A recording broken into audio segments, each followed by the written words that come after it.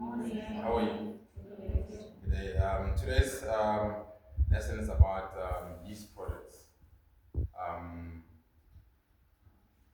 it's all about bread making. Here's our subject outcomes. We need to produce a basic of dough products according to the original requirements. In completing this, students should be able to work efficiently with the minimal impact of others in accordance with the good hygiene practice. So I just want to find out the prior knowledge from you guys. Yeast product, what comes into mind? Remember, there's no right or wrong answer. Bread. What else? Rolls, donuts. Order, you want to say something? Chelsea buns. Yes, ma'am, there behind, I think you want to say something. Don't be scared. That's why we're all here. We're here to learn. Please come forward. Don't be scared. So with yeast, you need to remember something about yeast. Yeast is a rising agent. What other rising agent do you guys know of? Starter. What is starter made out of? Flour and water. And it takes time for starter to. So it's one of those old recipes that it moves from generation to generation. So we also have leavening agent, which is also baking powder. Baking powder, you have self-raising flour, which is combination of flour and acidity product that they put together. It's automatically, so you can't go wrong with it with baking powder. So with yeast, today we're going to the okay now. Our learning outcomes for today: we need to clean and prepare before we use the area. Understand why is it important. Has any one of you guys heard of hazard analysis critical control point, which means that you clean as you go. We identify all the hazards that could happen in the kitchen. Things like if Otto had to spill water, what is the worst that could happen? Somebody can slip and fall. So what is the correct measure that you should do? Before, yes, we need to put a sign to precaution somebody on what was the worst that could happen. Excuse me. So today we're going to prepare bread. So just give me ingredients that goes into making bread. Milk. But then let's do it the traditional way. Flour, yeast, sugar, salt, fat, prover, water. So we need a moist. Yeast survives on two things: sugar and water. So you need moist and food to come together. So what does yeast eat? Sugar. And it also needs what else? The temperature needs to be ideal for it to feed off sugar. So it produces gases that levels or that rises up the bread. Pause.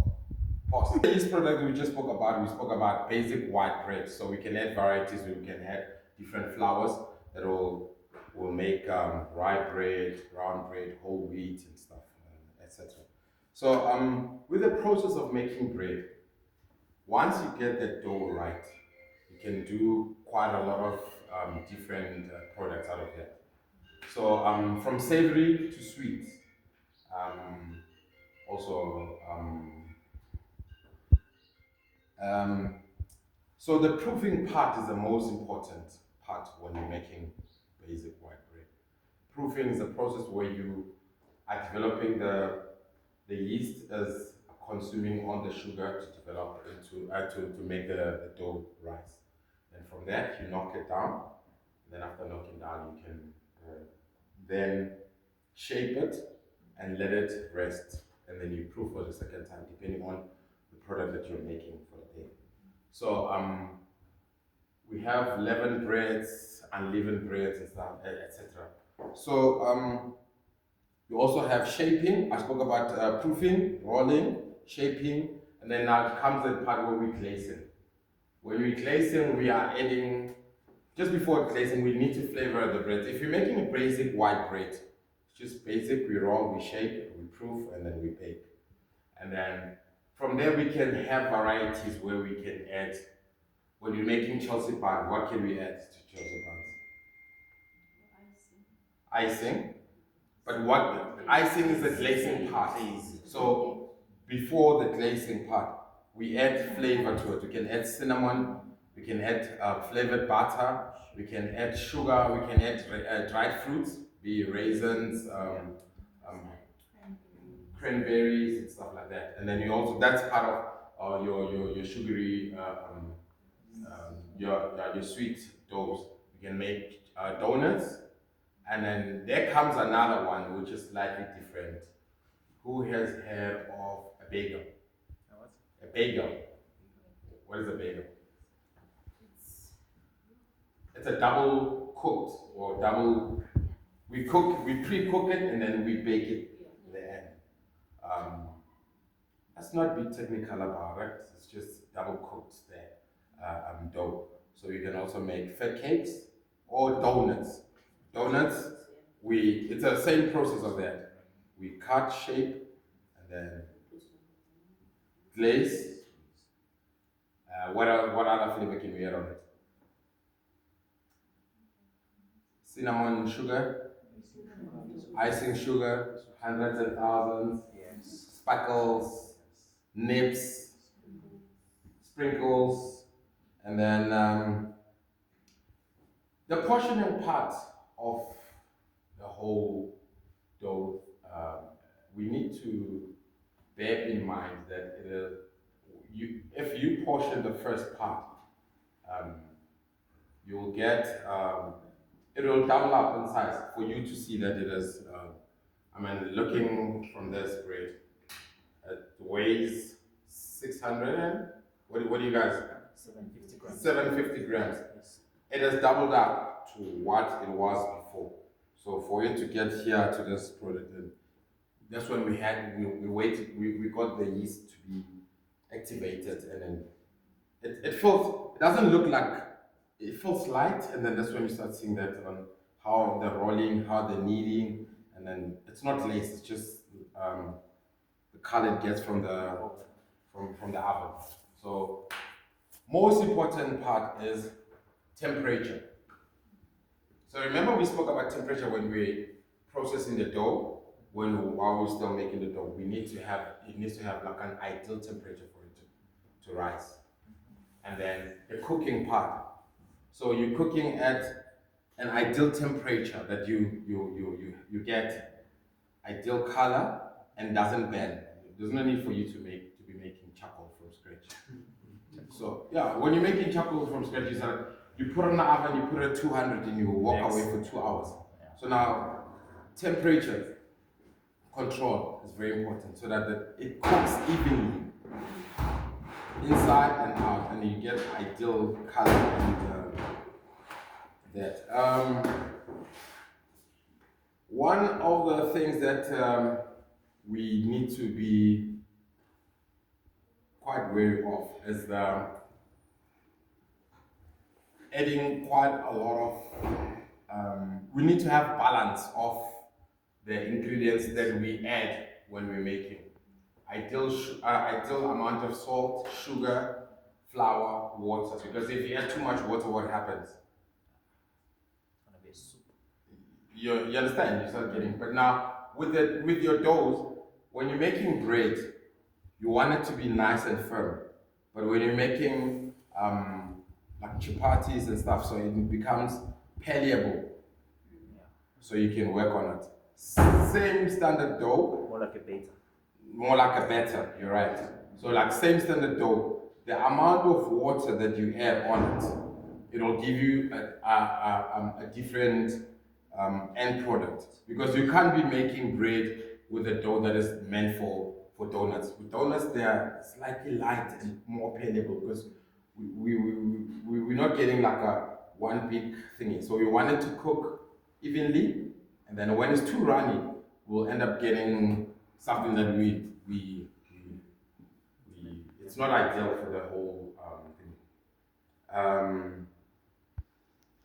So let's just hear from you guys, in terms of, also one thing that I just need to highlight with making, using whole wheat flour, the water content is slightly high because that whole wheat requires quite a bit of, it's not a refined flour like a white bread flour. So it's slightly adjusted. So with that, you'll have recipes that will give you. So the most important thing, you need to follow your recipe according to the specifications. Even though you just need to leave a little room for adjustment, just slightly. Do you guys have any questions that you want to pose?